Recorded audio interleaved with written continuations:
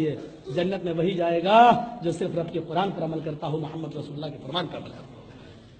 اور ایک اور ملا بھیونڈی میں، کل میں نے واقعہ بتایا تھا پرسوں 2-3 دن پہلے، بھیونڈی میں بمبئی کے اندر ایک اور ملا، بیچارہ 40 دن کا چلہ لے کے آیا تھا۔ ہم نے کہا چلو اسٹیج پہ بٹھا دو، اسٹیج پہ بٹھایا، عزت پہ، ہم نے کہا پہلے ان کو عزت دو تب نہ سنیں گے، یہ بٹھا دیا۔ ایک سوال کر دیا اس نے تقریر سن کر، مولوی صاحب آپ کس امام کو مانتے ہیں؟ میں نے کہا الحمدللہ میں چاروں کو مانتا ہوں۔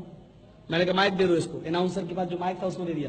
میں نے کہا میں چاروں کو مانتا ہوں۔ نہیں چاروں کو تو ہم بھی مانتے، آپ تقلید کس کی کرتے ہیں؟ میں نے کہا میں چاروں کی کرتا ہوں۔ بولا چاروں کی کیسے ہو جائے گی؟ میں نے کہا تم کس کی کرتے ہو؟ بولا میں مانتا تو چاروں کو ہوں لیکن تقلید ابو حنیفہ کی کرتا ہوں، چاروں بات صرف ابو حنیفہ کی مانتا ہوں۔ میں نے کہا ابو حنیفہ کی کیوں مانتے؟ بولا میری مرضی، یہ امام بڑے ہیں، ہمارا دل مانتا۔ ہم نے کہا اسلام تیرے دل پہ اترا ہے، تیری مرضی پہ اترا ہے، جو تیرا دل کرے گا کہے گا وہ کرے گا کہ نہیں؟ امام تو چار ہیں، چاروں برک بات کسی ایک کی ماننا پڑتی ہے۔ میں نے کہا کہ اچھا اللہ کے نبی کی حدیث ہے 4 امام، تم کہہ رہے ہو اللہ کے نبی کی حدیث ہے کہ میری امت میں 73 فرقے ہو جائیں گے، 72 جہنمی الا ملت واحدہ، ایک جنتی۔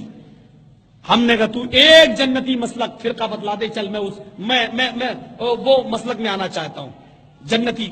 کہنے لگا کہ آپ آ جائیں گے؟ میں نے کہا آ جاؤں گا۔ کہ اہل حدیثوں کو چھوڑ دو گے؟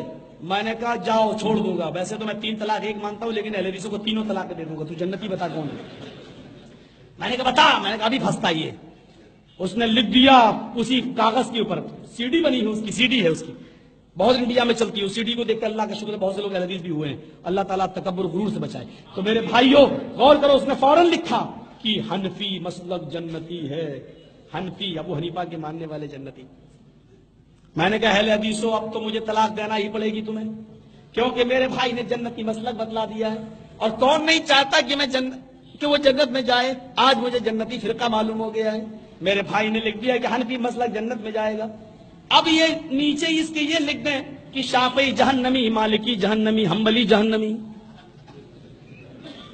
اور اس کے علاوہ 72 جتنے سب جہنمی۔ کہنے لگا یہ کیوں لکھ دوں؟ میں نے کہا ایک جائے گا نا، سب جہنمی ہوئے نا، لکھ۔ بولا نہیں، 4 امام، چاروں بارہ، چاروں جنتی۔ ایک دم پلٹ گیا۔ میں نے کہا چل یہی لکھ دے تو یار، چل یہی لکھ، ایسا بھی تجھے آدمی کہاں ملے گا مولوی، تجھے اجازت دیتا، چل یہی لکھ دے۔ اس نے یہی لکھ دیا، 4 امام، چاروں مسلک، چاروں بارہ، چاروں جنتی۔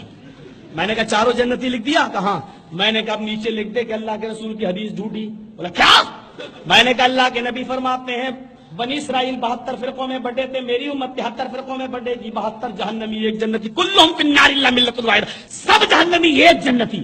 تو لکھ رہا ہے 4 جنتی، 4 برحق چاروں امام، چاروں جنتی۔ تو لکھ رہا ہے 4 امام، 4 برحق چاروں جنتی، اور تو اور اللہ کے رسول کی حدیث ہے ایک جنتی۔